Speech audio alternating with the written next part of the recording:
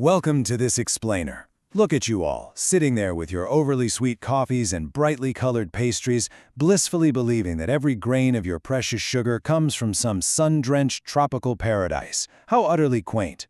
It's truly amusing how little modern audiences know about the actual origins of their daily indulgences. You picture waving green stalks of sugarcane and warm island breezes, completely oblivious to the cold, muddy truth hiding right there in your pantries. Today we're going to correct that historical ignorance. We're going to explore the Napoleonic origins of your sugar addiction and uncover exactly how a 200-year-old war changed your diet forever. Let me pose a simple question to you. If your country was suddenly entirely cut off from your absolute favorite snack, what exactly would you do? Would you try to build an entire factory to make a copy of it out of root vegetables? Or would you just whine and give it up? I strongly suspect the latter. You are, after all, soft modern humans. But a desperate emperor? Well, that is an entirely different breed of human.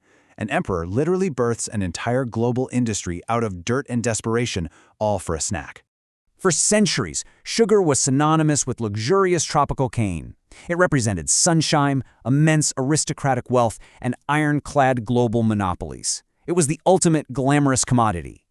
On the completely opposite side of the spectrum, we have the humble, cold-weather sugar beet, a root that is synonymous with frost, literal dirt, and desperate freezing survival. It looks, for all intents and purposes, like a dirty potato. Yet, it was this exact root that would go on to fundamentally break that glamorous tropical monopoly. This story actually begins before the war, with a biological glitch of sorts. A German chemist named Andreas Marggraf made a fascinating discovery. He proved that both white and red beetroots contained sucrose that was chemically indistinguishable from luxurious cane sugar. He predicted domestic sugar manufacture was possible in cold climates. But of course, no one listened to him. It took a massive war to make anyone pay attention. In the early 1800s, during the Napoleonic Wars, the British Navy enacted a severe blockade on France's trade routes with the Caribbean. This created a literal biological wall. The supply of tropical sugarcane was cut off, causing the price of sugar to surge to absurd levels and making it virtually disappear from European shelves. The French were in a panic. But then in 1811, French scientists, remembering that obscure German glitch, presented Napoleon with 2 loaves of sugar made entirely from beets. Section 2. The Desperate Emperor's Decree. Let's look at how a desperate emperor used sheer brute force industrial willpower to force new industries to outsmart his enemies. The British thought they could break him by taking away his empire's sugar. They were woefully mistaken. Napoleon was so impressed by those 2 beet sugar loaves that he didn't just ask nicely for farmers to grow more. He decreed it. He instantly ordered the planting of 32,000 hectares of beets. He essentially forced a brand new industry into existence overnight. But Napoleon understood logistics. He didn't just plant seeds, he built brains. He provided massive state funding to get over 300 small sugar beet factories established in just a few years.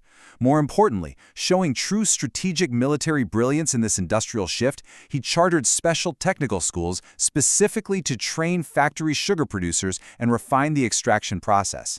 This state-funded industrialization scaled factory production at a pace that is frankly breathtaking even by today's standards.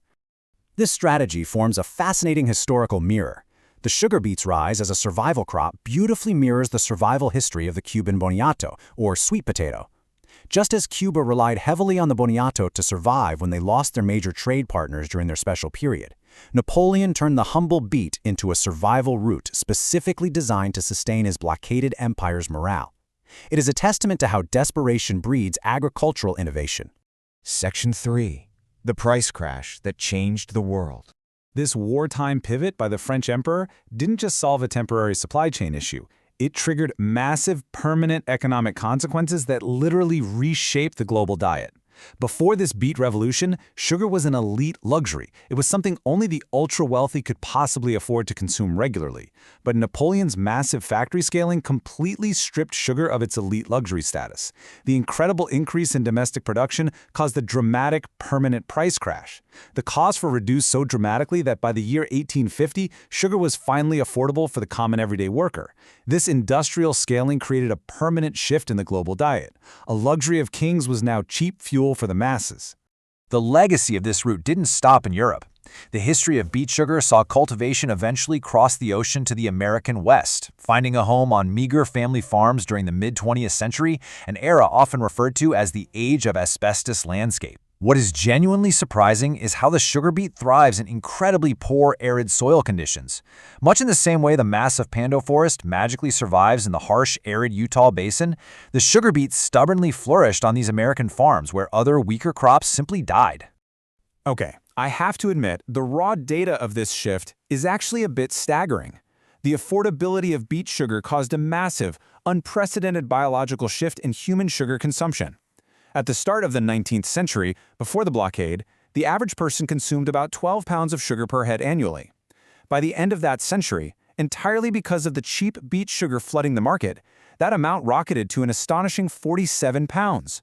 47 pounds! We literally rewired our own biology and created our modern dependence on processed sugar, all because of Napoleon's roots. Which is, well, it's pretty insane. And if you think this is just ancient history, consider our global supply today. This is actually hard to fathom. Even today, roughly 35% of the 130 metric tons of sugar produced globally still comes from these roots. 35%. It's completely invisible on most modern labels, but hidden beet sugar remains right there in your everyday pantry items.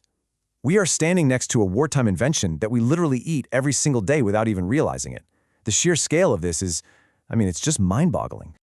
All right, I'm dropping the lecture for a second because this is just too fascinating. If you want to see what else in your kitchen was secretly born from a battlefield blockade, download my Wartime Food Innovations Guide in the description below. We took a cold weather route, used it to break a naval blockade, and ended up triggering a permanent global sugar addiction. It makes you wonder what other daily necessities in your life were actually born out of desperation in war.